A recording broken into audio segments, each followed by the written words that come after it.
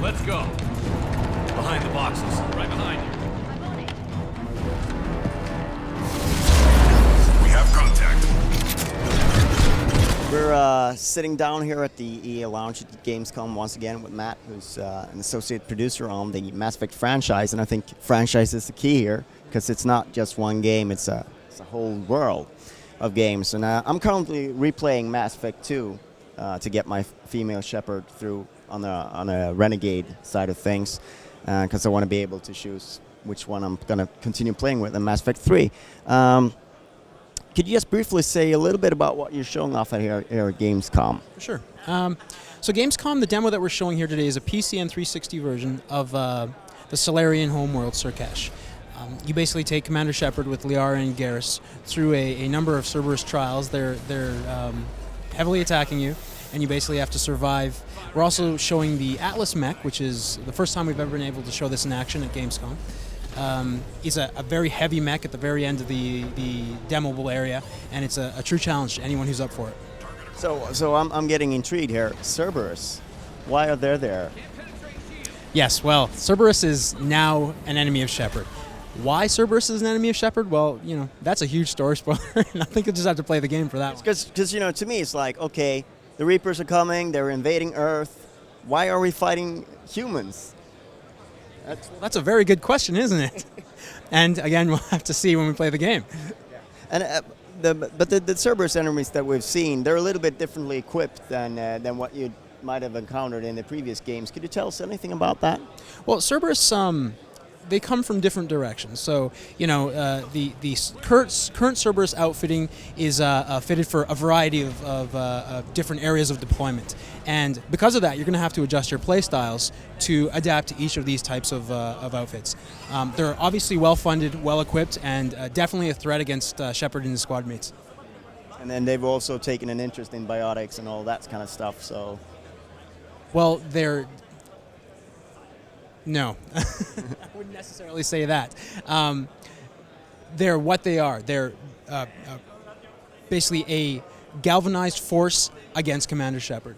And how they become that galvanized, again, we'll still find out later. Right. Because I read the novel, and I have some ideas of what you might encounter in Mass Effect 3. But speaking of that, I mean, to me it's just like, it took an entire game to take down one Reaper. And now, here we are. The Reapers are coming. Sort of, what kind of mindset would you say is with Commander Shepard? Is it survival, or where is he at? Well, the beginning of the game marks the attack of the Reapers. So I think the initial response from Shepard is panic. It's the Reapers have attacked. They basically come, and what we've been talking about for 2 games has finally come true. But again, of course, Commander Shepard and you who play Commander Shepard always wants to figure out a way to come out on top, to solve it. And the Reapers are, more or less invincible from what we've seen. But what's important about that is that it makes it all that more special if there is a way to defeat them. So that's part of what we have to discover. So one thing that I found when, like, the final decision in Mass Effect 1 sort of felt really big and important, but I played it out in 2 different ways, and it influences the way people talk throughout the entire Mass Effect 2, but it didn't really change the starting point, and it seems a little bit like you're bringing it together again for the start of Mass Effect 3. Is that fair to say, or does does the decision you make at the end of Mass Effect 2 really influence your starting point in third game? Well, the Reapers come regardless, and since the game is focused around the Reaper and the Reaper War, I think that part of it is substantially the same. What's unique about the choices that you could have made in Mass Effect 2 is, depending on what you've done, a lot of things will change. So, for example, the Collector ship, if you chose to give it to Cerberus or not, that does have an impact on how Mass Effect 3 is played, and there are material impacts too. So, the decisions do reflect, but regardless, the Reapers do come and they do attack. Well, I mean, seeing that we're fighting Cerberus, I think it was a good thing that I blew it up. Yes, that's a very good thing that you blew it up. All right. So, in terms of like you guys, you pushed back a little bit from your initial release date, and sort of can you touch on what that afforded you guys in terms of the development? Well, it's been able to give us the time to polish the game to the extent that we wanted. You know, we're telling the biggest story in the Mass Effect series so far, and because of that, we wanted to put as much time as we could back into the story, make sure that all the characters that you've seen in the first ones come back, and make sure that the plots were tied off in such a way where it's satisfying to the player, but at the same time, epic in every way. You know, a big dramatic conclusion. So we hear these rumors all the time. They keep surfacing up.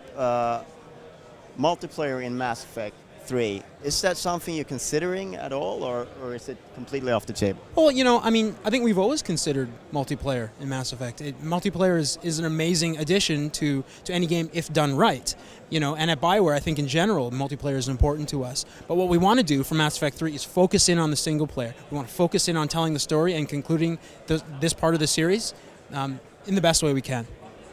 So what kind of, like, just thinking freely, what kind of ideas would you have for a multiplayer Mass Effect experience?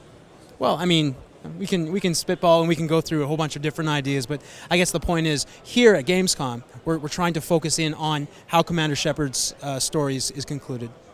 So it's still up in the air somehow. Somewhere down the line, we might play some sort of multiplayer Mass Effect. I think anything is possible. I think that's a good way to sort of wrap up this interview. I'm looking forward to Mass Effect 3 immensely. It's probably, the two first games are probably among my top 3 the last 5 years. So I'm very excited to play it. And I'd like to thank you for your time. Thank you for your time. Thanks. We need a plan to stop them. We fight or we die. That's the plan.